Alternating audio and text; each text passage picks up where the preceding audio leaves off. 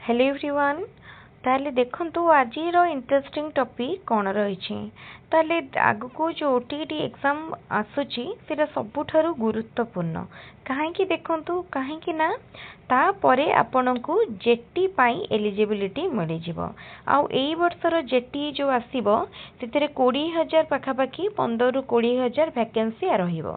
समस्त मन रे गोटे क्वेश्चन 15,000 ना 20,000 देखंतु आमे तो एक्जाक्ट फिगर कहि परिबानी 20,000 भी हेई पारे किंबा 15,000 मध्य हेई पारे।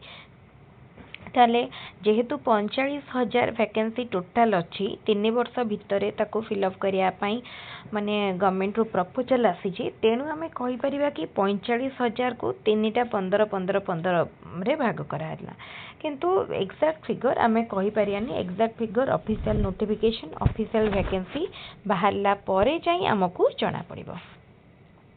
किंतु देखंतु मेन फोकस होची ओटीटी। जदि आपण ओटीटी क्लियर करिनाहांती किंबा एई वर्ष क्लियर करि पारुनाहांती ताहले आपण जेटी मरु वंचित हेबे। तो जोटा कि आपण को भाबंतु आपण माने खाली केतेरा पोस्ट हरउछन भाबंतु 20,000 टा वैकेंसी आपण माने पोस्ट जो बाहरी एते ह्यूज वैकेंसी को आपण हरउछंती। तेणु आगो को माने कंपटीशन बढ़ुची कंपटीशन कमुनी कंपटीशन बढ़ुची एथर जदि पाइबेनी आर थर को पाइबे किंतु आपण परिश्रम करिया पई पड़िबो ओटीटी क्लियर करिया पई पड़िबो। आ एबेटार भाबिकी बसंतुनी जे ओटीटी बाहर ले जाय मु पढ़िबी एबेटार ओटीटी पई पढ़ंतु। ओटीटी जेतेबेले बाहरिबो आपण जानंतु जे जेटी बाहरिबा टाइम आसी गला कारण एबे ओटीटी बाहरुनी ओटीटी एकाथरे बाहरिबो जेतेबेले जेटी आसिया टाइम हिजिवो। तेणु ओटीटी पई सेतेबेले आपण पढ़िबे ना जेटी पई पढ़िबे। जेटी रे पुनी केतेरा एक्स्ट्रा पेपर रहिलानी रीजनिंग अरिथमेटिक नहीं सॉरी रीजनिंग कंप्यूटर तापरे जीके करेंट अफेयर्स ए सब पुणी केतेबेले पढ़िबे। तेणु एबेठारु ओटीटी पई पढ़ंतु तापरे पढ़िबे जेटी पई परिश्रम बहुत करिया पई पड़िबो। एते बड़ अपॉर्चुनिटी हमको मिलिया को जाउची जेतेबेले तो परिश्रम तो करिया ना नहीं ना बिना परिश्रम रे कोन एते बड़ सफलता मिलिबो केबे तो मिलिबनी। तापरे आ गोटे जिंस देखंतु हमको लागिबो जे माने आमे जदि कहबा कि सैलरी केते एमती बेसी भी नाही कंपटीशन कोन होउची कि सेटा भूल कथा। जेते देखिबे हमर माने कॉम्पिटिटिव एग्जाम को आपण एनालिसिस करिवे बहुत बड़ बड़ सैलरी रो बहुत बड़ बड़ पोस्ट पाए मनकर आमे आईएएस कहबा सेथिरे जेतिके एप्लिकेंट नथिबे हमर एई सबुथिरे सेतिके एप्लिकेंट बुझि परछंती। आपणकर माने से सब एग्जाम रे बड़ बड़ एग्जाम रे भी जेतिके एप्लिकेंट नथिबे हमर एई सब एग्जाम रे माने स्टेट गवर्नमेंट रो एग्जाम रे हमर O triple S O double S exam रे किंबा टीचिंग एग्जाम रे बेसी एप्लिकेंट। तो तेणु या रिसेंटली आप देखिए बीएड केते जने अप्लाई करछन्ते जेतिकी पीजी एप्लिकेंट नथांती सेतिकी बीएड एप्लिकेंट। तेणु कंपटीशन देखंतु को भलिया होउची आउ जदि आपण गोटे कंपटीशन फील्ड रे बा गोटे कॉम्पिटिटिव फील्ड रे आपण पात्र रखिछन्ती ताले निश्चित भाव में माइंड मेकअप करंतु जे मते परिश्रम करिया पई पड़िबो।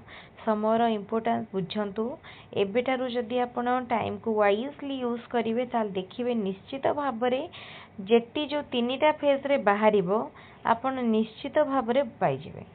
माने एग्जाम जेमिति भी हो डिफिकल्ट हो माने जहाँ भी हो मॉडरेट हो किंतु पाठ पढ़ी की बुझिकी क्लियर करियार अच्छी।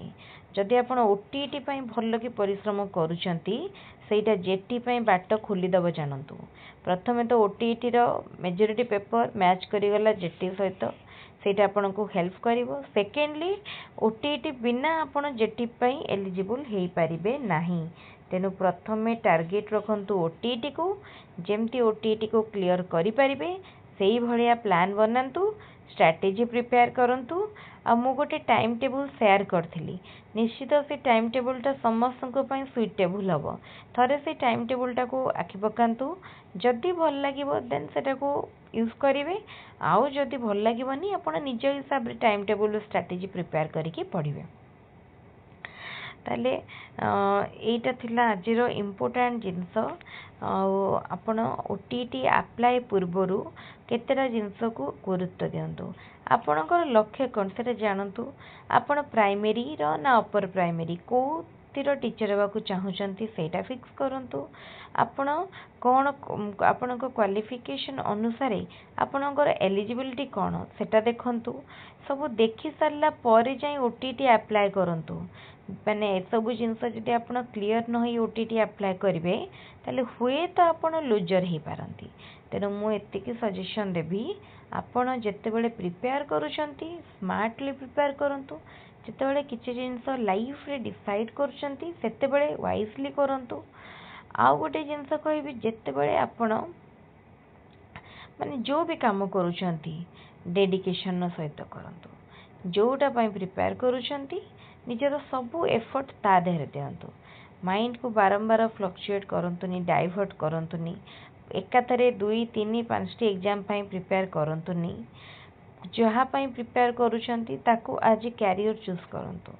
आज प्रिपेयर करुँच पुणी काली मो माइंड चेंज हो ताकू रखिदे आउ कौन लगे। देखो सेमती आदौ करंतुनी।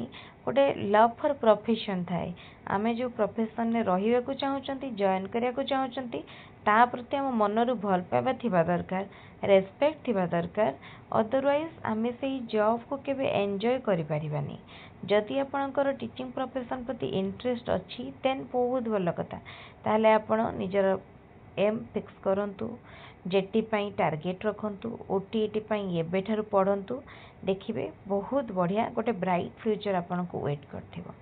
ताले एई सबु टॉपिक हमर माने जो डिस्कशन आमे कले मु भाबुची समस्त को गोटे स्ट्रांग मोटिवेशन तो निश्चित मिलुथबो। आउ जो माने हमर टेलीग्राम चैनल ले एबे पर्यंत जॉइन करनांती से माने डिस्क्रिप्शन नो टेलीग्राम रो लिंक ने टेलीग्राम रे जॉइन करंतु। टेलीग्राम चैनल लो आपण फ्री रे notes, PDF and study material पाई परिबे जहाँ पॉसिबल हो पारिबो। आउ देखंतु जो माने हमर चैनल को एबे पर्यंत सब्सक्राइब करनांती यूट्यूब रे से माने एबे सब्सक्राइब करनियंतु।